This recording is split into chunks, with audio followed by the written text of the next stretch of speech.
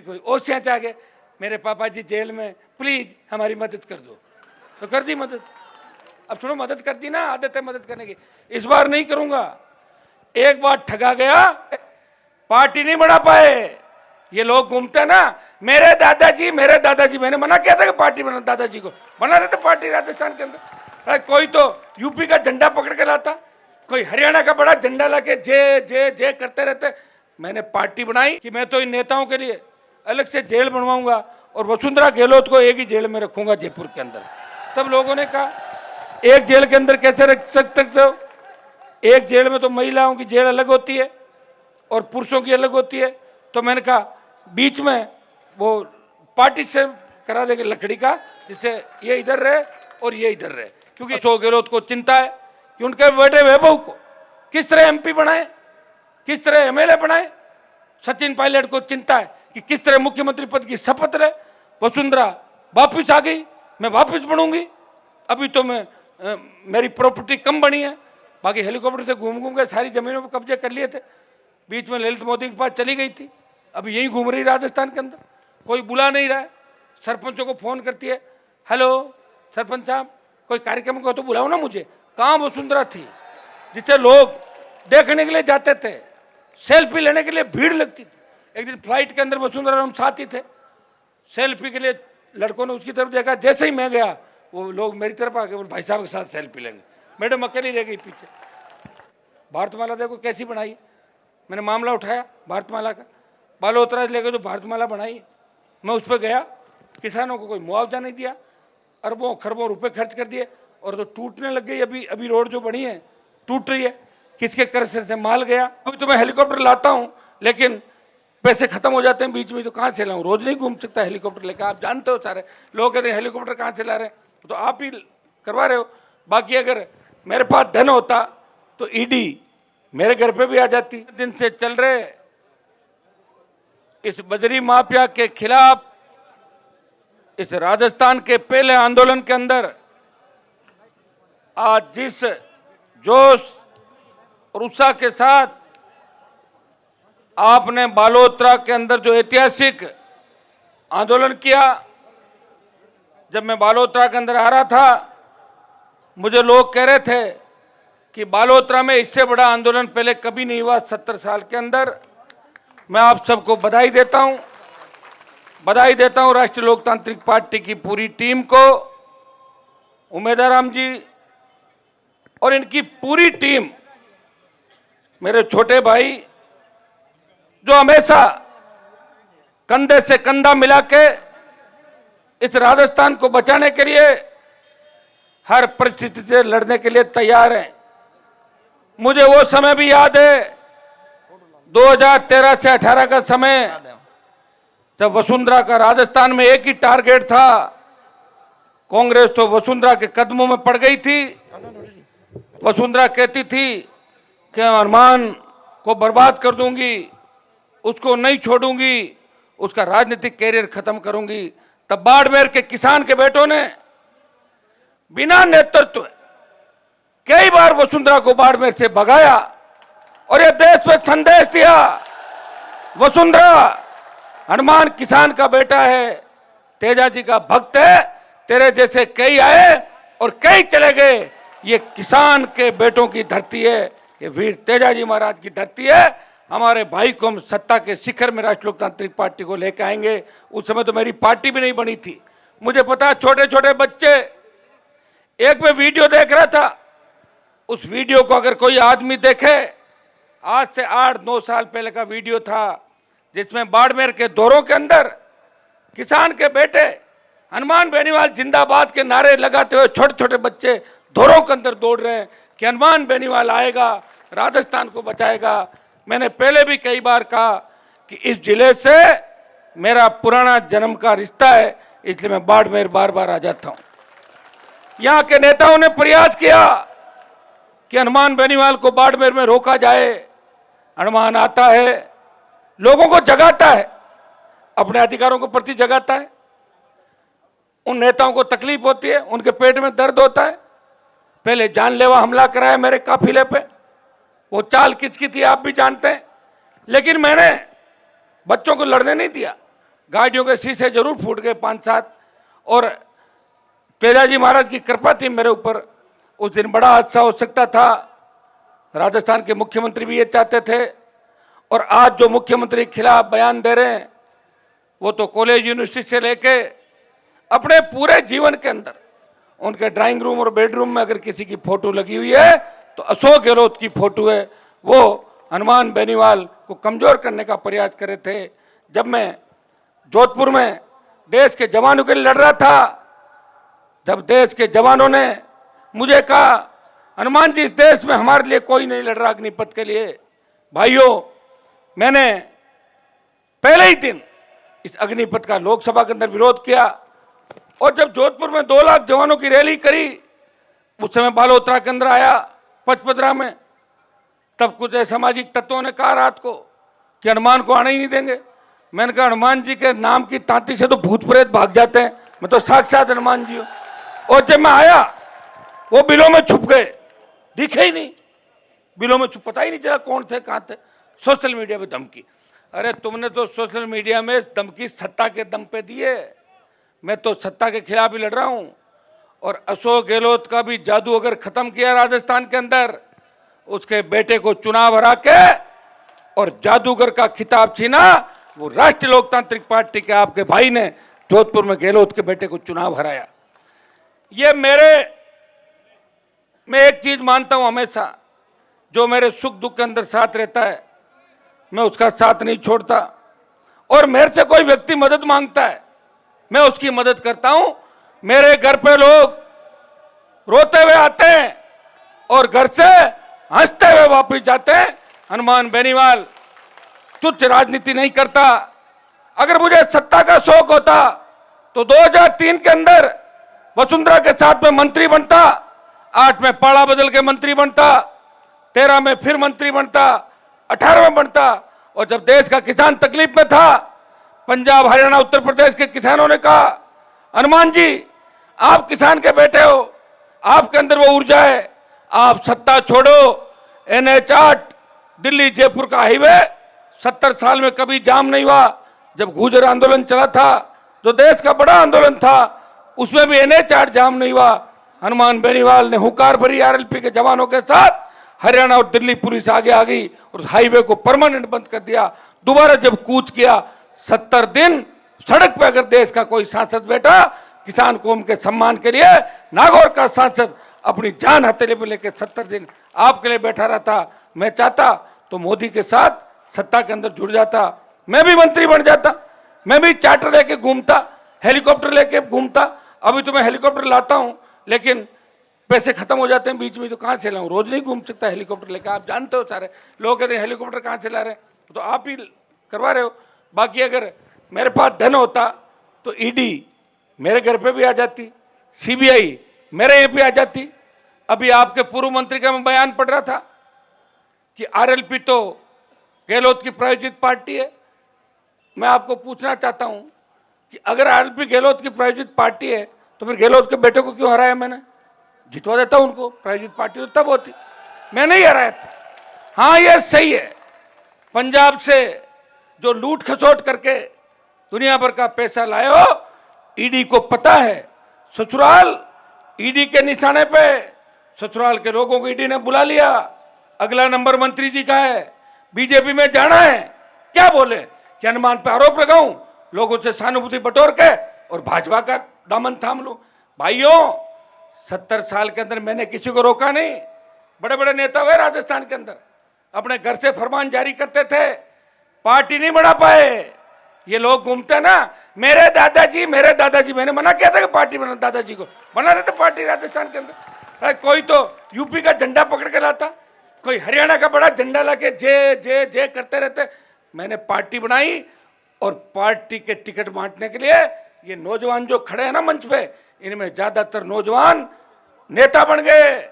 इस राजस्थान में हजारों की तादाद के अंदर गुर्जर समाज, यादव समाज, जाट समाज, मेघवाल समाज, बावरी समाज, इन सबको लड़ना अगर किसी ने सिखाया तो नागौर के सांसद ने प्रत्येक नौजवान को उसके कानूनी अधिकार सिखाए, उसे लड़ना सिखाया, कानून की परिधि में रख के अपने हक और अधिकार की लड़ाई हनुमान बेनीवाल ने सिखाई।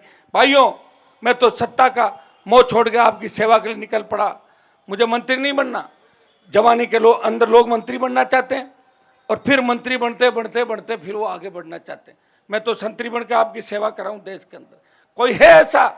अग्निपथ के अंदर 2 लाख जवानों की रैली करके जोधपुर में प्रधानमंत्री को चेतावनी दी, प्रधानमंत्री जी मैं आ रहा हूं दिल्ली की तरफ, फिर हाईवे जाम होगा और अग्निपथ वापस लेना ही पड़ेगा। पंजाब के जब किसान आंदोलन हुआ, उस आंदोलन राजस्थान में वो आंदोलन नहीं था। जब किसान आंदोलन हुआ, सोशल मीडिया पे बच्चे डालते थे कि हनुमान जी आप मोदी की गोदी में बैठ गए। मैंने कहा गोदी में तो आपने बिठाया था, मेरे पास तो मेरी पार्टी थी। मैंने लोकसभा चुनाव के अंदर कहा किससे गठबंधन करूं, आप लोगों ने कहा मोदी से करो, ये किया गठबंधन। आपने कहा छोड़ दिया गठबंधन। 1 मिनट, मैं कौन सा फेविकॉल से चिपका था मोदी से, आ गया था बाहर, आप जानते सारी बातें। लेकिन भाइयों, उस आंदोलन का नेतृत्व पंजाब के किसानों ने किया था, हरियाणा का किसान साथ जुड़ा, यूपी दिल्ली का किसान जुड़ा। लेकिन राजस्थान में अगर आंदोलन का बिगुल किसी ने बजाया तो राष्ट्रीय लोकतांत्रिक पार्टी ने उस किसान आंदोलन का बिगुल बजाया और अपनी कुर्बानी इस किसान कौम के लिए दे दी। लेकिन नौजवानों का जो आंदोलन है, सेना को जो ठेके पे दिया है, इसके आंदोलन का अगर नेतृत्व कोई करेगा वो राजस्थान का जवान इस सेना के सम्मान के अंदर मैदान में इस आंदोलन को करेगा और प्रधानमंत्री को फिर झुकाएगा और अग्निपथ वापस करवा के ही दम लेंगे। यह मैं आपको विश्वास दिलाता हूं। आज जो यहां पे आंदोलन हो रहा है, मैं धन्यवाद दूंगा बाड़मेर की पूरी आरएलपी टीम, सर्व समाज, नौजवानों को। मेरे यहां मंच पे उपस्थित मेरी पार्टी के प्रदेश अध्यक्ष पुखराज जी गर्ग, छोटे भाई खीमसर विधायक नारायण बेनीवाल, राजू खोजा प्रधान बावड़ी, भाई उमेदाराम जी जो लड़ाई लड़ रहे हैं लंबिया से, भोम जी ओसिया से, रेवत जी मुंडवा से, गजेंद्र, जलाराम, थान सिंह, पूरी टीम, चेनू, ये पूरी टीम जो यहाँ खड़ी है, हमारी महिला मोर्चा, ये सीताराम जी नाइक जिन्होंने उपचुनाव के अंदर बीजेपी के दांत खट्टे कर दिए थे, बराबर वोट लिए थे सुजानगढ़ के अंदर। आपने सीताराम जी को देखा होगा, हेलीकॉप्टर में घूमते हुए देखा था ना, आजकल बहुत पॉपुलर है राजस्थान के अंदर। सत्ताराम जी देवासी, रऊफ साहब अल्पसंख्यक मोर्चे के हमारे प्रदेश के अध्यक्ष है, जैसलमेर से आते हैं। और तमाम जो हमारी टीम है, प्रताप जी आंजना, सारे सम्मानित मंच बोलते हैं, सारा आ गया सम्मानित मंच। ठीक है, मैं आप सबको इस बात का धन्यवाद दूंगा कि बाड़मेर से आपने साबित कर दिया कि आंधी और तूफान बाड़मेर की धरती से चलेंगे और सुनामी 23 में राजस्थान की धरती, जयपुर के अंदर सुनामी आएगी, वो शुरुआत बाड़मेर की धरती से होगी। भाइयों, मुझे लोग पूछते हैं कि आप बाड़मेर करते हो, बाड़मेर तो आरएलपी का जीते नहीं। मैंने कहा जीत गए ना भाई, तुम्हें तो बीजेपी को 3rd नंबर पर डाल दिया था, बीजेपी को तो हरा दिया था ना भाई तू के अंदर। दोनों दल हैं, बड़े मगरमच्छ है। हमने शुरुआत की, इस राजस्थान में कोई पार्टी नहीं बना पाया। मैं दिल्ली में जब जाता हूं तो यूपी और बिहार के एमपी कहते हैं हनुमान जी आप लड़ते थकते नहीं, कोई उद्योगपति आपके साथ नहीं, एक पैसा नहीं, रात को 12 बजे तक बैठे रहते हो कि मैं तो बोलूंगा मेरे भाइयों के लिए, हर जाति के लिए, एससी, एसटी, ओबीसी, हर समाज के आरक्षण के लिए। आप देखते हो रात को 12 बजे तक इंतजार करता हूं, मुझे बोलने से रोका जाता है, फिर भी मैं कहता हूं मुझे 1 मिनट का समय दो, मेरे भाई इंतजार कर रहे हैं कि लोकसभा के अंदर हनुमान बेनीवाल मामला उठाएगा और मैं पूरा प्रयास अपनी ईमानदारी से कर रहा हूं। भाइयों, जब विधानसभा के अंदर था तभी मजबूती से लड़ता था और विधानसभा के जो मेरे रिकॉर्ड थे वो कोई तोड़ नहीं पाएगा। 5 बार निलंबित हुआ था विधानसभा, 5 बार निलंबित। एक आध बार ही होते हैं, लोग थक जाते हैं दूसरी बार में, जब 6 महीने 12 महीने बाद। किसके लिए हुआ? आपके लिए हुआ। वसुंधरा से अकेला व्यक्ति लड़ता था विधानसभा में, कांग्रेस के 21 लोग तो भागते थे, वो आती थी, उनको पता है उसका नाम वसुंधरा है, बंद करा देगी, मुकदमे दर्ज करा देगी। मैं तो पता नहीं कितने मुकदमे दर्ज हुए, हथियार जब्त कर लिए, पासपोर्ट जब्त कर लिए, लेकिन मेरे हौसले को वसुंधरा रोक नहीं पाई। हनुमान बेनीवाल पे तेजा जी का आशीर्वाद था, जसनाथ जी, खेमा बाबा का आशीर्वाद था, राम साहब पीर का आशीर्वाद था, वो लड़ता गया, मजबूत भाइयों को साथ लेके चलता गया। 5-5 लाख की हुंकार रैलियां भर के दिल्ली तक चेताया, किसानों का कर्जा माफ करो, मुफ्त बिजली दो, टोल मुक्त राजस्थान, मजबूत लोकायुक्त, मेरे छोटे भाइयों को रोजगार दो। भाइयों, पेपर लीक की जो परंपरा राजस्थान के अंदर चली, वो परंपरा वसुंधरा के समय शुरू हुई थी। वसुंधरा गहलोत के गठबंधन ने इस राजस्थान को रसातल के अंदर डुबो दिया। आरपीएसए के चेयरमैन वसुंधरा के समय जेल में गए, जो अपने बेटी का एग्जाम खुद ही नंबर दे थे, खुद की बेटी को नौकरी लगाने के लिए। ये वसुंधरा के समय हुआ। कई भर्तियां रद्द हुई, गहलोत भी उससे पीछे क्यों? दोनों का गठबंधन है, अशोक गहलोत और वसुंधरा का। उन्होंने सरकार बचाने के लिए सबको फ्री हैंड कर दिया कि जाओ, मेरी गवर्नमेंट बचनी चाहिए, कुछ भी करो। ये तो अच्छा है, ये एमएलए इनकाउंटर नहीं कर रहे, नहीं तो कई विधायक इनकाउंटर करने शुरू कर देंगे। क्या करोगे? हमारे नावा के एमएलए ने किस तरह किसान के बेटे की निर्मम हत्या करा दी। गहलोत के नजदीकी महेश जोशी ने किस तरह उसका बेटा के कौन से मुकदमे लगे, जोरीलाल मीणा, राजेंद्र विदुड़ी, आपका मलिंगा, ये आधा दर्जन जो मुख्यमंत्री के करीबी लोग हैं, इन पे 302, परिवार पे 376, भ्रष्टाचार के आरोप लगे, परिवहन घोटाले पे परिवहन मंत्री पे आरोप लगे। लेकिन बीजेपी मौन है, बोल नहीं रही है, क्योंकि बीजेपी के विधायक, कई नेता महेश जोशी के साथ काम करते हैं। बड़े बड़े ठेके विधानसभा में जब दोनों पार्टियां हाथ मिला लेती है तो एक आवाज आती राजस्थान के किसी गरीब की, अब कौन बचाएगा राजस्थान को? तब राष्ट्रीय लोकतांत्रिक पार्टी लड़ने के लिए सड़क पर आती है, सदन में लड़ती है और दिल्ली में लड़ती है। हम साथ हैं, हम बचाएंगे इस राजस्थान को। समय लग सकता है। अंग्रेज आए थे हिंदुस्तान के अंदर व्यापार करने के लिए।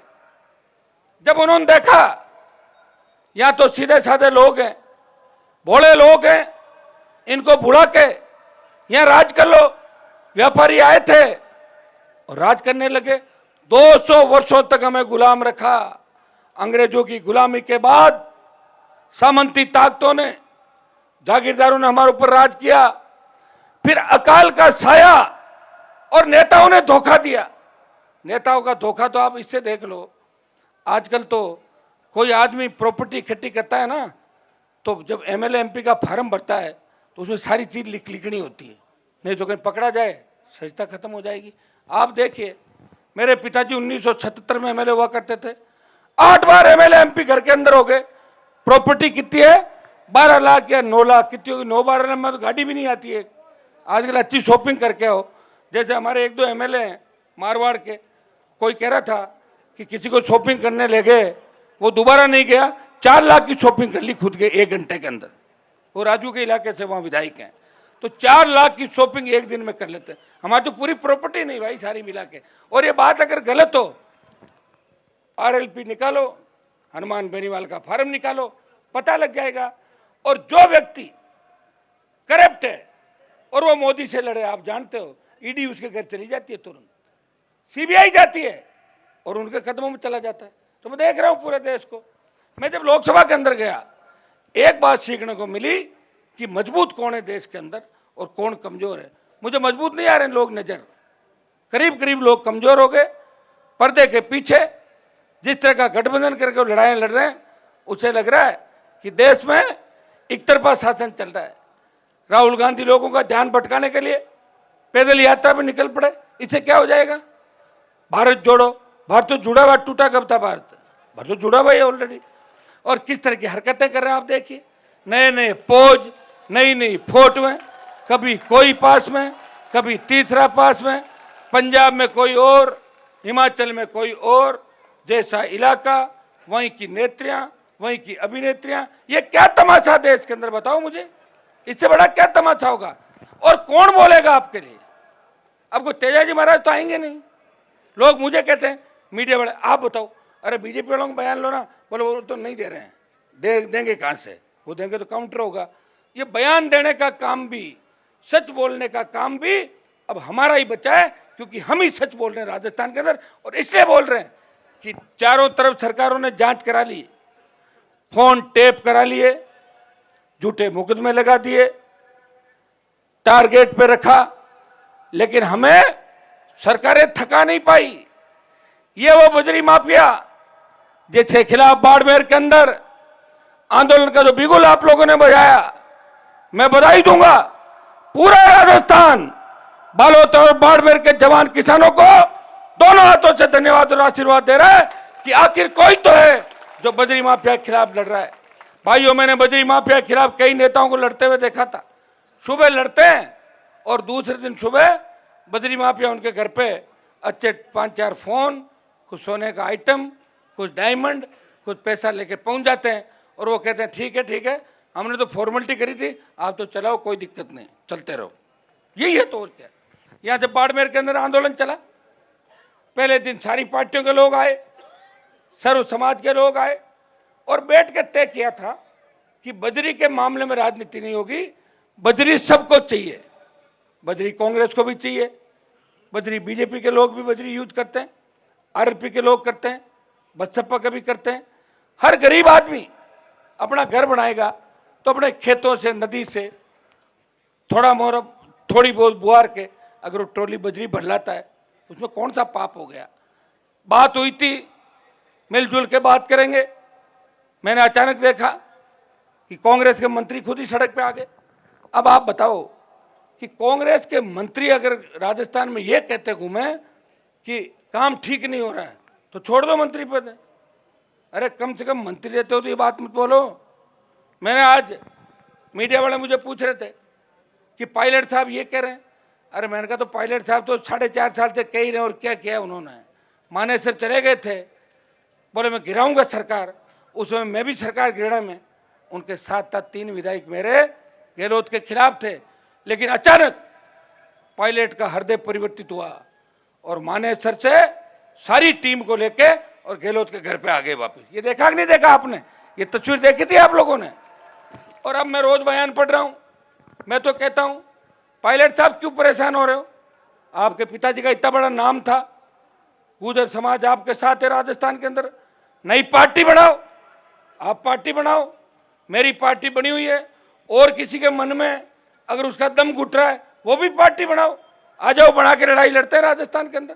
और अगर बना के लड़ाई लड़ेंगे तो निश्चित रूप से कांग्रेस और बीजेपी को घर बिठा देंगे, लेकिन डराने में और कुछ करने में बहुत जोर आता है। मैं तो निकल पड़ा और अब इतना आगे निकल गया कि अब हनुमान बेनीवाल से समझौते के लिए लोग उसके दरवाजे पे आते हैं। मैं किसी के दरवाजे पे समर्थन और समझौता करने नहीं जाता। मेरा सर अगर झुकता है तो आप लोगों के सामने झुकता है, तेजाजी महाराज के दरबार में झुकता है, राम साहब पीर के आगे झुकता है। किसी नेता को मैं नेता नहीं मानता। मेरे आदर्श भगत सिंह जैसे लोग हैं जिनकी मैं हमेशा बात करता हूँ, जिन्होंने प्राण न्यौछावर करके भारत माता को गुलामी की बेड़ों से मुक्त कराया था। मैं वीर तेजाजी महाराज की हमेशा बात इसलिए भी कहता हूँ कि पुराने जमाने में लोग बात कह देते थे, वो बात के धनी होते थे और ये कहते थे बात और बोल एक होना चाहिए। लेकिन आज आप देखिए, सुबह तो कह रहे हैं गहलोत गहलोत जिंदाबाद और शाम को कहते हैं गहलोत सही नहीं है। सुबह कहते हैं ये जिंदाबाद, शाम को कहते हैं ये सही नहीं। अरे सही कौन है ये बताओ? खुद का काम निकले जब तो सही, और खुद की दुकान बंद और सब गलत। यही चल रहा है और क्या चल रहा है राजस्थान। भाइयों, लोगों को मेरे से खतरा भी है।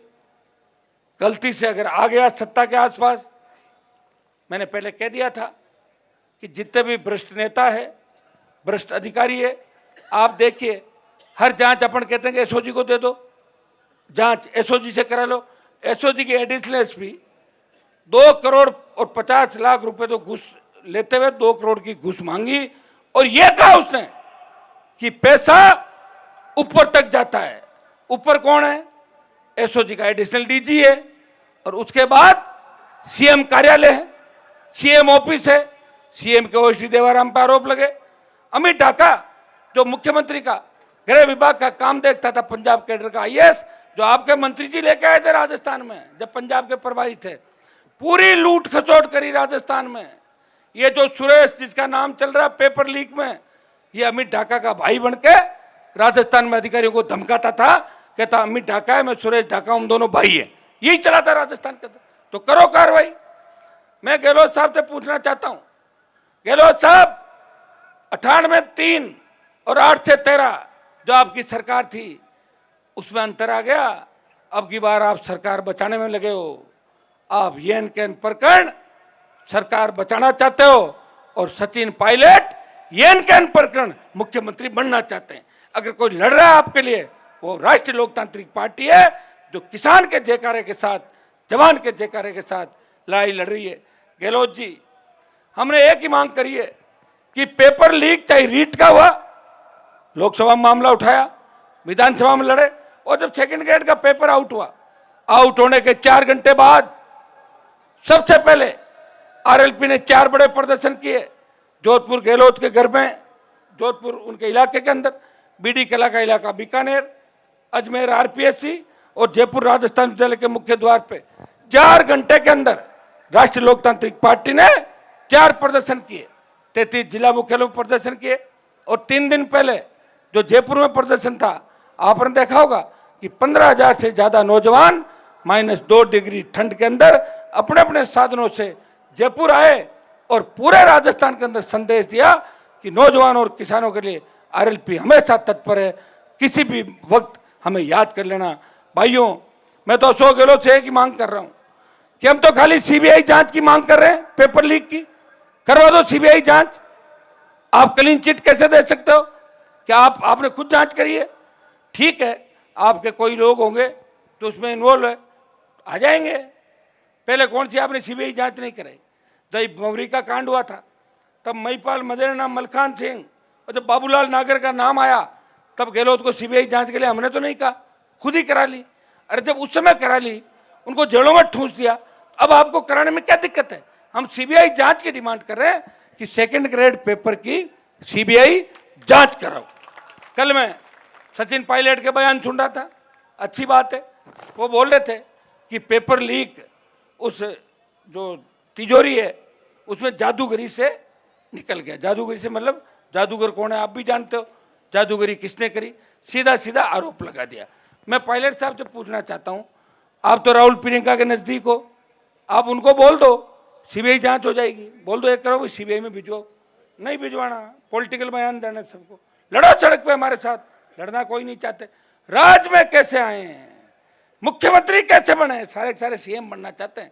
रजाई से निकले नहीं, कपड़ों पे कुछ लग नहीं जाए और बना दो मुख्यमंत्री सबको, और बना के फिर एक दूसरे का रिकॉर्ड तोड़ते रहे राजस्थान के। भाइयों, ये सारे नेताओं को मैं एक एक को जानता हूं पिछले 25 साल से राजस्थान के अंदर, और मेरे साथ सबसे बड़ी प्रॉब्लम यह है कि मैं ज्यादा नजदीकी से जानता हूं सबको, इसलिए मेरा एडजस्टमेंट किसी के साथ बैठता नहीं, इसलिए पार्टी बना के मुझे बाहर आना पड़ा। बीजेपी कह रही है कि पेपर लीक की सीबीआई जांच होनी चाहिए। अरे बीजेपी वालों, तुमने तो पूरे देश के अंदर 23 सरकारें गिरा दी। कितनी? 23 सरकार गिरा दी चुनी हुई। भेजो ईडी को, गवर्नर को बोलो, प्रधानमंत्री बोले गवर्नर को कि 4 लाइन लिख के भेज दे कि सरकार को बर्खास्त करो। कानून व्यवस्था वेंटिलेटर पर चली गई, पेपर आउट हो रहे, नौजवान सड़कों पे, भयानक स्थिति हो सकती है। तो राज्यपाल से बात कर लो, आप तो कर सकते हो ना, क्यों करेंगे? वो चाहते हैं कि इसी तरह मामला चलता रहे और हमारी 130-140 सीट आ जाए। अभी जनाक्रोश यात्राएं निकाली राजस्थान के अंदर, कहीं 50 की भीड़, कहीं 500 की भीड़। अरे किस बात का जनाक्रोश? जनाक्रोश तो बीजेपी के खिलाफ है राजस्थान के जवान और किसान के मन में। जब 1000 किसानों ने शहादत दी थी, तीनों कृषि काले कानून आप लोग लाए और सेना को ठेके पे दे दिया। पेट्रोल डीजल 100 पार चला गया। जैन समाज जो भारतीय जनता पार्टी के अंदर रहता है, उनको भी शहादत देनी पड़ी। उनके जैन समाज के जो तीर्थ स्थान था उसको पर्यटन स्थल घोषित कर दिया, और 5 दिन बाद वापिस बैक आ गए। अब क्या आदत है? किसान आंदोलन किया, 1000 किसानों ने शहादत दी, मोदी जी ने चुपचाप बोल दिया, तीनों कृषि बिल वापस लिए जाते हैं। अब बताओ, तो वापस ही लेना था तो अपने कुछ नेताओं को बेचारों को हाईलाइट करते। हमारे आपके जो कृषि मंत्री है बाड़मेर से, जब किसान आंदोलन के अंदर समझौते होते थे तो रोज मैं टेलीविजन में देखता था, मुख्य समझौते में कैलाश जी बैठेंगे, मुझे तो कभी नजर नहीं आए, इनको बिठाए नहीं कभी कैलाश जी। वो आता था नरेंद्र सिंह तोमर, पीयूष गोयल, जिनका किसानों से कोई लेना देना नहीं, वो किसानों की पंचायती करने आते थे। ये देखा कि नहीं देखा आप लोगों ने? अरे कैलाश जी को देखा क्या समझौते में कहीं बिठाए थे? नहीं देखा ना। हाँ तो अब उसका तो मेरे पास तो क्या इलाज है, वो तो उनसे ही पूछो क्यों नहीं देखा, क्यों नहीं बैठे। मैं तो अंदर होता तो बता देता कि नहीं देखा, कैसे देखा। तो भाइयों, उनकी सोच, दिल्ली के नेताओं की सोच किसान विरोधी है। 52 से लेके आज तक पहला मंत्रिमंडल है प्रधानमंत्री का जिसमें हमारे समाज का एक भी नेता कैबिनेट मंत्री नहीं है। इससे बड़े शर्म की बात नहीं इस देश के अंदर। और फिर कहते हैं कि हमने तो ये कर दिया, वो कर दिया। प्रदेश देख क्या कहना, प्रदेश देख से हमारे को कौन बने कौन नहीं बने। लेकिन कितना छलावा आप लोग कर रहे हो। किसान आंदोलन का बदला लेने के लिए सेना को ठेके पे दे दिया। किसानों के लड़के, इनको तंग करो, परेशान करो। ये हमारे पास आए, रोए, गिड़गिड़ाए, उसके बाद मोदी जी कहेंगे ठीक है मैं देखता हूं। अरे क्यों मार रहे हो लोगों को? पहले 1000 मार के बैकफुट पे आए। हर मामले में बैकफुट पे आते हो। जवान के मामले में भी आपको बैकफुट पे आना ही पड़ेगा। इन जवानों ने सरकार बनाई दिल्ली के अंदर। ये तंग आ गए थे राहुल गांधी की हरकतों से, कांग्रेस की हरकतों से कि बीजेपी को वोट डाल दिया लोगों ने देश में। राजस्थान में तो गठबंधन अगर नहीं होता तो बीजेपी 13 क्रॉस नहीं करती। और अगर गलतफहमी है, 24 का चुनाव आ रहा है, भारतीय जनता पार्टी देख लेना 25 सीट लेती है, कितनी लेती हो तो आपके सामने हो जाएगा सारा। लेकिन उससे पहले 23 का सेमीफाइनल है। 23 के सेमीफाइनल में इसलिए कह रहा हूं, अभी जितने भी उपचुनाव है राजस्थान के अंदर, राजस्थान की जनता ने राष्ट्रीय लोकतांत्रिक पार्टी को बीजेपी से ज्यादा महत्व दिया। एक सीट आलपी जीती खियूचर के अंदर उपचुनाव के अंदर। बल्लभनगर के अंदर सेकंड नंबर है भाजपा, चौथे नंबर पर जमान जब्त हो गई बल्लभनगर के अंदर। दरियावद में आरएलपी और बीटीपी का समर्थित उम्मीदवार सेकंड नंबर रहा और भाजपा थर्ड नंबर पर चली गई। सुजानगढ़ के अंदर 4000 सीताराम जी ज्यादा वोट बीजेपी पार्टी ने लिए। इनका कितना बड़ा नेटवर्क। प्रदेश अध्यक्ष उसी जिले का, 1 दर्जन नेता चूरू जिले के। और साड़ा के चुनाव के अंदर भी भाजपा, सरदार शहर का जो उपचुनाव था 47,000 वोट आरएलपी पार्टी ने लिए और भारतीय जनता पार्टी बड़े अंतर से हारी, हमसे आगे निकल गई थी। शहर में हमारे पास वोट नहीं था। मैं एक बात हमेशा कहता हूं कि हमारे साथ शेड्यूल कास्ट या मुस्लिम ये मोर्चा बनेगा तब हम पूरी तरीके से राजस्थान में सत्ता में आ जाएंगे। अकेली जाति, अकेला वर्ग, अकेला समाज अपने दम पे सरकार पूरी नहीं बना सकता। इस देश के अंदर कहीं भी देख रहे हैं, जहां जहां सरकारें बनी हैं, उत्तर प्रदेश में अगर यादव मुख्यमंत्री बने तो वहां के मुसलमानों ने और शेड्यूल कास्ट ने साथ दिया। मायावती मुख्यमंत्री बनी जब दलित की बेटी, तो वहां के मुसलमान खुल के उनके साथ आए। एक बार ब्राह्मण और मेघवाल का समझौतावार यूपी में स्पष्ट बहुमत मायावती को मिला। बिहार के अंदर चाहे आरजेडी हो, हरियाणा में चाहे दूसरे दल, तीसरे दल दूसरे राज्यों में, 2-3 जातियां समूह मिलकर लड़ाई लड़ते हैं और तब जाके सत्ता प्राप्त होती है। यहां राजस्थान में लड़ कौन रहा है? आप एक तो काम करो, आजकल तो गूगल पे सारी बातें मिलती है, दबा दो, पता लगा कोई बनी नहीं पार्टी, कोई लड़ाई नहीं। मैं लड़ तो रहा हूं, कम से कम देश में एक तो बात चल रही है कि बेचारा हनुमान अकेला लड़ रहा है, तो तुम्हारा सम्मान तो बढ़ा रहा हूँ राजस्थान वालों का। तो लोकसभा के अंदर जाता हूँ, मैं जब जाता था तब यूपी बिहार के एमपी को भी बोलते हुए देखता था, वो अपनी भाषा में बोलते थे, लड़ते थे।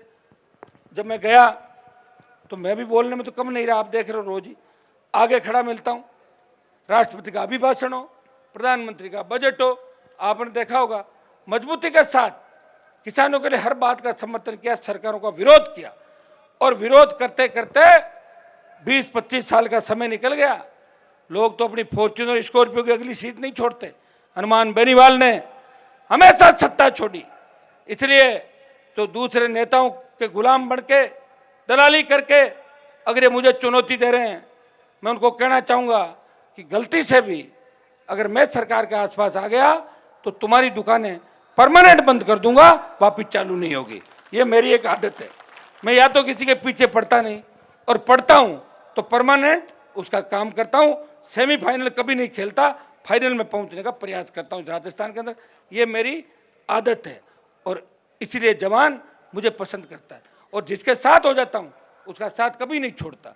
अब इस बजरी माफिया के खिलाफ हो गए मैं आज से, देखना इस बजरी माफिया का क्या इलाज इस राजस्थान में करते हैं। आप इसको देखते रहना। कांग्रेस को भी जेब में डाल के घूम रहा है, भाजपा को जेब में डाल के 7 स्टार होटलों में, कभी बीजेपी के नेताओं के साथ, कांग्रेस के नेताओं के साथ। गहलोत की जब सरकार गिर रही थी तो बजरी माफिया की होटल के अंदर ही पूरी गहलोत सरकार थी जैसलमेर के अंदर, एक बजरी माफिया थोड़े समय के अंदर अरबों खरबों में हो गया और दिल्ली तक कहता है बड़े चाव से कि मैं जहां चाहूं जिसे चाहूं खरीद सकता हूं। भाइयों, इस बार देखना है, लड़ाई माफिया और किसान के बेटों की है, और किसान के बेटे जब रण के अंदर आते हैं तो जब पाकिस्तान और चाइना भाग जाते हैं तो ये तो बजरी माफिया है, इसका पता भी नहीं चलेगा। ये तो हमने आह्वान नहीं किया, नहीं तो लड़के अभी तक तो चले जाते, उसके जो नाके हैं ना उनका पता ही नहीं लगता नाके कहाँ गए थे। मैंने अभी आह्वान नहीं किया इस बात का। अभी हमें कानून हाथ में नहीं लेना है, एक बार इंतजार करना है। आज फैसला होगा, यहां से कोई नहीं उठेगा और अपने आप अपने मन से कोई इधर उधर भी नहीं जाएगा। अपने मन से अगर चले गए तो मुझे नेता नहीं मानते, अगर मुझे नेता मानते हो आगे मैं चलूंगा, पीछे तुम्हें चलना है। अभी हम बैठे हैं, प्रशासन को घंटे 1.5 घंटे का अल्टीमेटम हम दे रहे हैं, समय रहते बात कर लें, नहीं तो फिर अब ऐसे वापस नहीं जाएंगे, सड़कों पे तो जाना ही होगा, कूच करना ही होगा। ये कूच किस तरफ होगा, इसकी दिशा क्या होगी, ये मैं अभी 10, 15, 20 मिनट के अंदर आपको बता दूंगा। हमारी जो मांग है 500 रुपये प्रति टन बजरी के ले रहे हैं, 100 रुपये कांग्रेस के नेताओं ने मिलकर कि हमारी इज्जत बचाओ, हाथाजोड़ी करके 100 रुपये कम कराए, 60 रुपये वापस बढ़ा दिए, 40 रुपये कम हुए। भाइयों, 50 रुपये टन की बजरी, 500 रुपये टन, 16 टन का रवाना और 40 टन बजरी भरी जाती। ट्रक जो 13-12 हजार के अंदर ट्रक आता था, वो ट्रक अब आता 30 से 40 हजार के अंदर घर पहुंचता किराए समेत। कोई छोटे मोटे अगर बेचारे अपने ले आते हैं उनको भी पकड़ लेते हैं। इनके रेड पार्टी के गुंडे हथियार लेके घूमते हैं, वो थानों में छोटा मोटा काम करे, थाने में प्याऊ बनवा दी थाने वाले राजी, डिप्टी साहब के एसी लगा दिया, एसपी साहब के कोई ड्राई फ्रूट के 4 डब्बे बेच दिए, तो सामान बेच दिया। एसपी साहब कहेंगे आदमी अच्छा है, एसपी बोलेगा आदमी बहुत अच्छा है, ड्राई फ्रूट अच्छे लाया था। ड्राई फ्रूट मार रहे हो तुम हमारे को। कलेक्टर के सामान पहुंचा दिया, मंत्री जी के पहुंचा दिया, संतरी जी के पहुंचा दिया, फला के चले गए। ये तो काम करते हैं, इनको लूट खसोड़ी आपसे करते हैं और मौज मस्ती जाके और विदेश और वहां पे करते हैं। तो भाइयों, इस बजरी माफिया का अंत हमें इस राजस्थान के अंदर करना है। हमें इन गरीब किसानों को, भोले भाले किसानों को बचाना है। आज सड़क पे कौन लड़ रहा है आपके लिए? देखिए, 5 दिन में 3 बड़े आंदोलन। एक सिविल लाइन फाटक पे जब पेपर लीक होता है, जब राजस्थान का किसान का बेटा रोते हुए बोलता है लाइव आके, हनुमान जी आखिरी उम्मीद आप हो, बचा लो इस राजस्थान को।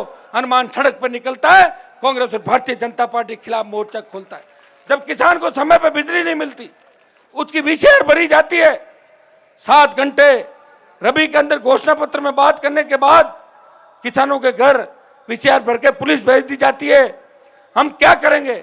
हमारे कौन से नहरी इलाके? हमारे नेताओं ने हमेशा हमें धोखा दिया।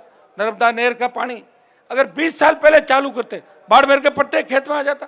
इंदिरा गांधी नहर का पानी ओसिया से लेके नागौर, जोधपुर तमाम धरती पे आ जाता। हमारे किसान भी आगे बढ़ते, बच्चे बच्चे अमेरिका, जर्मनी, इंग्लैंड पढ़ते। नेताओं ने धोखा दिया। तो भाइयों, बिजली, फ्री बिजली की बात हम राजस्थान के अंदर कर रहे हैं, टोल मुक्त राजस्थान की बात कर रहे हैं, मजबूत लोकायुक्त की बात करें, बड़ा मजबूत कानून सरकार लेके आए। पिछली विधानसभा के अंदर ये नकल विरोधी कुछ कानून लाए थे, कोई फायदा नहीं हुआ, पेपर तो उत्तर उत्तर लीक हो रहे हैं।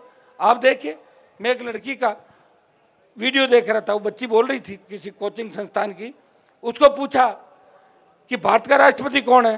बोले मेरे को पता नहीं। वो सब इंस्पेक्टर बनना चाहती, टॉप कर लिया। अब आप इससे हालात समझ सकते हो। अगर यही हालात रहे तो वो दिन दूर नहीं जब राजस्थान आज देखो यूपी बिहार से आगे निकल गया, अपराध के अंदर नंबर 1 पे, कोई सुरक्षित नहीं, पुलिस कस्टडी में से मुलजिम छुड़ा के ले जाते हैं। भीलवाड़ा के अंदर पुलिस के जवानों पे AK-47 से गोलियां चलाते हैं और उसके बाद उनको सुरक्षित पकड़ के उनको अच्छा भोजन करवाया जाता है। ये हालात है राजस्थान की।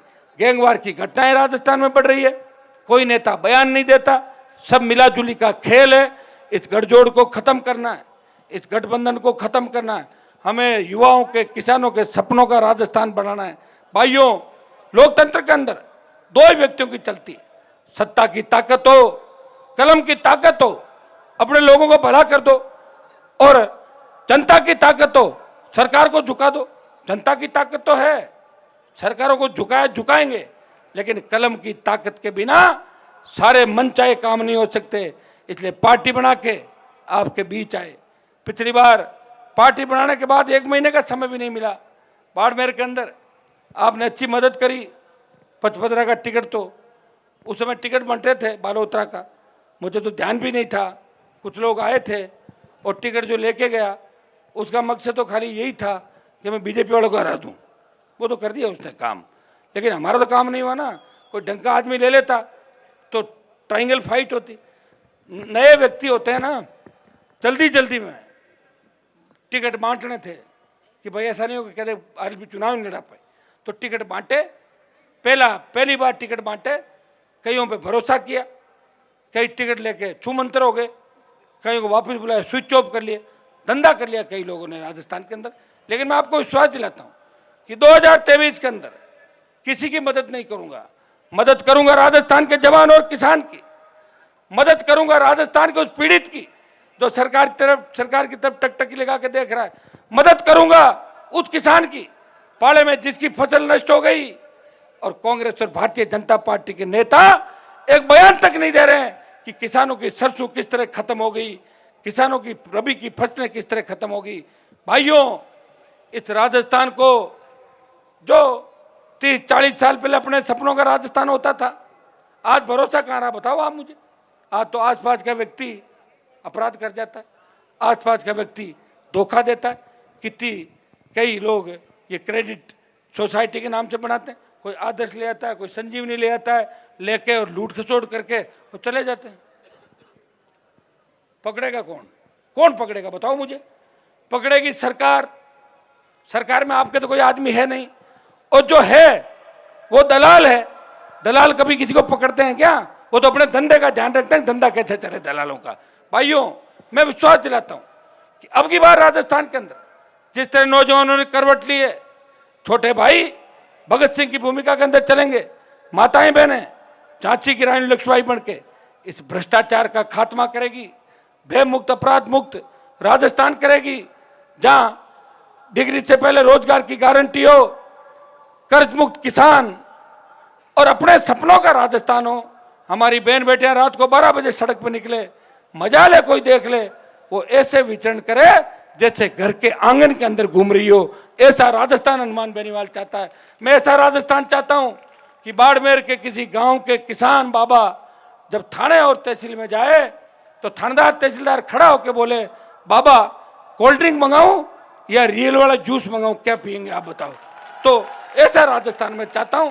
और निश्चित रूप से अगर आपने हिम्मत रखी, मैं विश्वास दिलाता हूं कि नागौर जिले की 10 की 10 सीट राष्ट्रीय लोकतांत्रिक पार्टी जीतेगी। बाड़मेर की 7 सीटें आपको जितानी है, जोधपुर में 7-8 सीटें जितानी है। भाइयों, सबसे बड़ा फोकस मारवाड़ रहेगा, 43 सीटें। अगर मारवाड़ में आप 25-27 सीट जिता देते हो तो 70 सीट आ जाएगी राजस्थान के, और 70 अगर आ गई फिर तो आप जानते हो कैसे घुमाना राजस्थान को, कहने की जरूरत ही नहीं। सीटें तो 40-50 आ जाती, पिछली बार तो अगर 10-15 आ जाती, लेकिन कहाँ से आ जाती? कभी तो रात को उड़ा मलानी वाले आ गए, कभी बाइतो वाले आ गए, कभी भीलवाड़ा से आ गए, तो कभी कोई जयपुर से आ गया, कभी कोई ओसिया से आ गए। मेरे पापा जी जेल में, प्लीज हमारी मदद कर दो, तो कर दी मदद। अब सुनो, मदद कर दी ना, आदत है मदद करने की। इस बार नहीं करूंगा, एक बार ठगा गया दोबारा ठगा नहीं जाऊंगा। उन सब का इलाज करूंगा, भ्रष्टाचारियों का ऑपरेशन करूंगा राजस्थान के अंदर। मैं इतना विश्वास आपको दिलाता हूं कि हनुमान बेनीवाल आपको सत्ता के शिखर पर लेके जाएगा। और बाड़मेर से जो ऊर्जा मुझे हमेशा मिली, जो प्यार सम्मान दिया, वो हमेशा मेरे दिल के अंदर है। जिस तरह बच्चों के साथ बुजुर्ग, नौजवान, माताएं, बहनें एक ही बात कहती है कि हनुमान जी आप लड़ते रहो, हिम्मत मत हारना। इसलिए मैं कभी थका नहीं, रुका नहीं, झुका नहीं। राजस्थान को बदलने के लिए इस अग्निपथ परिवर्तन के पथ पर आपको लेके चला, और दिल्ली के अंदर भी इस बाड़मेर के तमाम मुद्दे पार्लियामेंट के अंदर उठाए। भाइयों, आज जो बाड़मेर के अंदर आपकी कपूरडी गर्ल लिग्नाइट प्लांट पूरे इलाके को प्रदूषण के अंदर कर दिया। स्थानीय लोगों को रोजगार नहीं, CSR का फंड खर्च नहीं करी कंपनियां, भाद्रेस थर्मल प्लांट, केन इंडिया क्रूड उत्पादन, स्थानीय लोगों को रोजगार नहीं। हाँ, नेता जितने पे ना बाड़मेर के, उनके रिश्तेदारों के डंपर लगे हुए हैं, जेसीबी लगी हुई, काम करे, उनके रिश्तेदार उनके परिवार फूल रहे हैं, ये सही बात है। चाहे वो कांग्रेस के नेता और भाजपा के, सारे उसी से चुका पानी कर रहे हैं, केन से ही कर रहे हैं चुका पानी, सही बात है।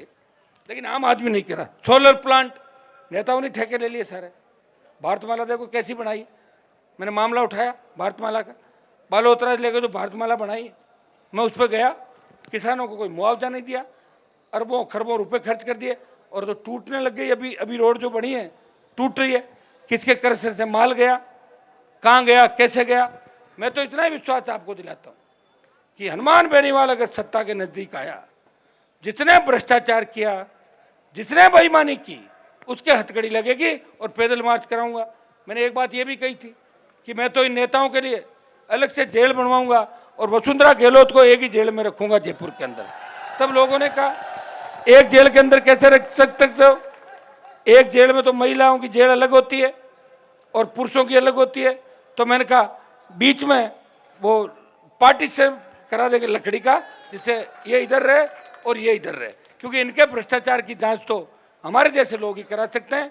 दोनों ने मिलकर राजस्थान को लूटा, तीसरों के बयान जरूर आ रहे हैं, लेकिन राजस्थान को बचाने का कोई काम नहीं करेगा। ये लड़ाई तो आपको और हमको ही लड़नी है। एक आपका विंड के जो लगे हुए प्लांट, HPCL राजस्थान बाड़मेर की रिफाइनरी, अगर ये रिफाइनरी कांग्रेस बीजेपी के झगड़े में नहीं अटकती और 10 साल पहले इसका काम चालू हो जाता, हमारा क्रूड ऑयल रिफाइंड होने के लिए गुजरात जाता है, कितना बड़ा रेवेन्यू का लॉस है, वो यह रिफाइंड होता, कितना राजस्व राजस्थान की सरकार को मिलता, चारों तरफ सड़कों के जाल बिछ जाते और खेत खेत सिंचाई का पानी आ जाता। कौन चिंता करेगा राजस्थान की? सब अपने घर की चिंता करें। अशोक गहलोत को चिंता है कि उनके बेटे वैभव को किस तरह MP बनाए, किस तरह MLA बनाए। सचिन पायलट को चिंता है कि किस तरह मुख्यमंत्री पद की शपथ ले। वसुंधरा वापिस आ गई, मैं वापिस बनूंगी। अभी तो मेरी प्रॉपर्टी कम बनी है, बाकी हेलीकॉप्टर से घूम घूम के सारी जमीनों पर कब्जे कर लिए थे। बीच में ललित मोदी के पास चली गई थी, अभी यहीं घूम रही राजस्थान के अंदर, कोई बुला नहीं रहा है। सरपंचों को फोन करती है, हेलो सरपंच साहब कोई कार्यक्रम को तो बुलाओ ना मुझे। कहाँ वसुंधरा थी जिसे लोग देखने के लिए जाते थे, सेल्फी लेने के लिए भीड़ लगती थी। एक दिन फ्लाइट के अंदर वसुंधरा हम साथ ही थे, सेल्फी के लिए लड़कों ने उसकी तरफ देखा, जैसे ही मैं गया वो लोग मेरी तरफ आ गए, भाई साहब के साथ सेल्फी लेंगे। मैडम अकेली रह गई पीछे, बीजेपी में बैठी है, बीजेपी को कमजोर कर रही है। दम मैं तो पार्टी बनाऊं ना राजस्थान के अंदर, तो मना किया क्या किसने? क्या करोगे? CM रह गए, पूरा परिवार राजनीति में रहा, क्या धापोगे नहीं क्या किसी चीज से? बनाओ पार्टी, करो सेवा।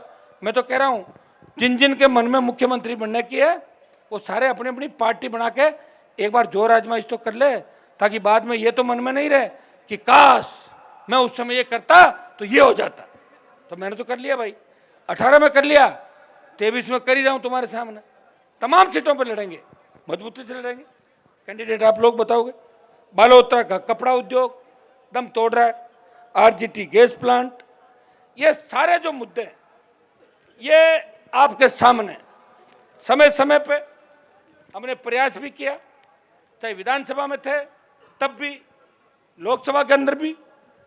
जब टिड्डी आई बाड़मेर के अंदर, मैं पहुंचा, मामला उठाया और प्रधानमंत्री ने घोषणा करी कि प्रधानमंत्री फसल बीमा योजना से टिड्डी प्रभावित किसानों को भुगतान करेंगे। शायद भुगतान हुआ या नहीं हुआ, नहीं हुआ, बात करेंगे। मुझे बड़ी चिंता हुई, मैं पढ़ रहा था कि किस तरह पिछले 8 साल में बीमा कंपनियां किसानों से 2500 करोड़ रुपए का प्रीमियम ले गई बाड़मेर जिले के अंदर। ये आपके एक प्रमुख अखबार ने छापा था। लेकिन बीमा कंपनियों ने भयंकर अकाल के ऊपर जो अकाल पड़ा 1200 करोड़ रुपए दिए। 2500 तो ले गई, 1200 दिए। कायदा तो ये था कि 2500 करोड़ ले गई, 5000 करोड़ रुपए देती, यहाँ पे देती। आपके यहाँ तो मंत्री जी दिल्ली के अंदर भी है, यहाँ भी स्टेट के अंदर आपके 3-4 मंत्री हैं शायद बाड़मेर में, एक हट गए तो दूसरे बन गए, वो बैठे हुए हैं। लगभग 25-30 हजार करोड़ इनको पैसा मिलना चाहिए, लेकिन नहीं मिलेगा। अभी जो आया था वो आया था 2000, 4000, एक जगह 34 रुपये, एक जगह 2 रुपये भी आए बीमा क्लेम। आप बताओ कि 2 रुपये क्लेम वो जब लेने जाएगा क्लेम तो 20 रुपये का तो खर्चा हो जाएगा, जो 2 रुपये लेने जाएगा कहाँ से जाएगा? भाइयों, इन सब के लिए कौन जिम्मेदार है? एनजीटी, नेशनल ग्रीन, जो हमारा ये एनजीटी की कोई नियमों की पालना यहाँ पे नहीं हो रही है। अवैध खनन जोरों पे, रेड पार्टी के गुंडे गुंडागर्दी कर रहे हैं। और मैं बालोतरा में पीने के पानी के साथ साथ ये ज्ञापन देना एक बार, ये ज्ञापन है ना, वो राजू कहाँ है और वो कागज है भाई, सारे कागज दे एक बार। अभी मेरे पास जो ज्ञापन आए, रिफाइनरी में गेट नंबर 12 या 7 में मजदूरों को परमिशन है, तो 12 और 7 में परमिशन नहीं मिल रही है। अगर कोई ज़्यादा बड़ा कारण नहीं हो तो परमिशन दिला देंगे। मुकदमा दर्ज कराकर जो बहनें मेरे पास आई है, आंगनबाड़ी के अंदर तो मैंने लोकसभा के अंदर मामला उठाया था कि आपका मानदेय बढ़ाया जाए। किस तरह कोरोना काल के अंदर हमारी आंगनबाड़ी की सहायिका, कार्यकर्ता और बहनों ने जो सेवा की, मौत के मुंह के अंदर जाके जिस तरह लोगों की जान बचाई, इनकी सारी मांग सरकार को माननी चाहिए। जब चुनाव होते हैं तब तो एक बात कहते हैं, वसुंधरा जी भी इनके बीच आके कह देती है कि मैं आपकी मांगें मान लूंगी। गहलोत कहते हैं कि मैं पूरी बात मानूंगा। मैं विश्वास दिलाता हूं कि आंगनबाड़ी की जो हमारी बहन है, इनकी विभिन्न समस्याएं इनका विधानसभा लोकसभा में पुनः उठा के और आपको न्याय दिलाएंगे। आपकी सेवा पूरा राजस्थान और पूरा देश जानता है। और कोरोना के अंदर आपने बड़ा काम किया। जब लोग कोरोना के मरीज के हाथ नहीं लगाते थे, जब घरवाले मुंह मोड़ लेते थे, तब ये माताएं बहनें उसका इलाज करने के लिए जाती थी। आप निश्चिंत रहें, आपका मामला भी हम मजबूती के साथ उठाएंगे। भाइयों, हमने क्या क्या नहीं देखा, कोरोना काल भी देखा, ऑक्सीजन के अभाव के अंदर दम तोड़ते हुए हमारे परिवार देखे। मोदी ने कह दिया गहलोत फेल, गहलोत ने कह दिया मोदी फेल। इनके फेल पास के चक्कर में 50 लाख लोगों की जान चली गई देश के अंदर है। कहाँ चले गए आपके मंत्री जी, संतरी जी? सारे भाग गए थे कोरोना के अंदर। फायर कर्मचारियों का न्यूनतम वेतनमान बढ़ाकर किया जाए, बिल्कुल पूरी मदद करेंगे। और ये माता जी का अलग से आया तो माता जी का मोबाइल नंबर आप लिखवा लो, करेंगे माता जी आपकी भी मदद, 100% करेंगे। तमाम जो ज्ञापन आप लोगों ने मुझे दिए, व्यक्तिगत काम भी बताएं। हनुमान बेनीवाल हमेशा आपकी सेवा में तत्पर रहा। बाड़मेर से मेरा रिश्ता है, पूर्व जन्म का रिश्ता बता दिया, हर बार मैं बताता हूँ। मुझे आज भी याद है जब नागौर से मैंने हुंकार भरी थी, 5 लाख जवान किसान नागौर में आए और बाड़मेर की तारीख की घोषणा मैंने की। 1 महीना में बाड़मेर के गांव गांव घूमा, तब देश के अंदर बात चली कि बाड़मेर में हनुमान जी की रैली नहीं होगी। वो रैली नहीं थी, रेला था। 7 लाख से ज्यादा जवान किसान बाड़मेर में जुटे और बाड़मेर की रैली ने देश की बड़ी रैलियों के रिकॉर्ड तोड़ दिए। पाकिस्तान में भी बात चली, सीमा पार क्या चल रहा है, कई किसान पाकिस्तान पर अटैक नहीं करते, इतने इकट्ठे क्यों रखे? ये पाकिस्तान भी बाड़मेर की रैली से हिल गया था। भाइयों, मैं आपकी सेवा में तत्पर रहूंगा। अभी हम कुछ देर बात करें, उसके बाद अपना जो भी कार्यक्रम रहेगा, आप जब तक मैं खड़ा होकर नहीं बोलूं, आपको उठना नहीं है, आपको यहीं बैठे रहना है। हम बातचीत कर रहे हैं, आगामी हमारा निर्णय क्या होगा। हमारी मांगे जो बजरी की कीमत 100 रुपये करने की बात है, बजरी की दरें प्रति टन घटाने की बात है, और जो भी फसल बीमा के अंदर हमें बीमा कंपनियों ने जो पैसा नहीं दिया, ये 3-4 प्रमुख जो हमारी मांगे, इस पर अगर सहमति सरकार से बन जाती है तो ठीक है, और नहीं बनती है तो पूरी रात है अपने पास, चिंता ही मत करो। कहाँ कहाँ घूमना, भी राउंड काटते रहेंगे सब जगह। आप लोग अभी बैठे रहे, मेरे कहने से पहले कहीं उठ कर अपना अपना कार्यक्रम खुद ही शुरू नहीं करते, ये नहीं करना, ध्यान रखना। हाथ खड़े करके बोलो कि जैसा मैं कहूंगा वैसा ही करोगे। तो मैं थोड़ी देर वेट कर लेता हूं, क्या पता सरकार गूंगी बहरी है और मेरी बात कोई सुन रही है, सुनेगी तो कोई बात कर लेंगे, नहीं करेगी तो अपन चल पड़ेंगे। तो आप बैठे रहे, मैं वापस खड़ा होकर आपको सारी बात बताऊंगा।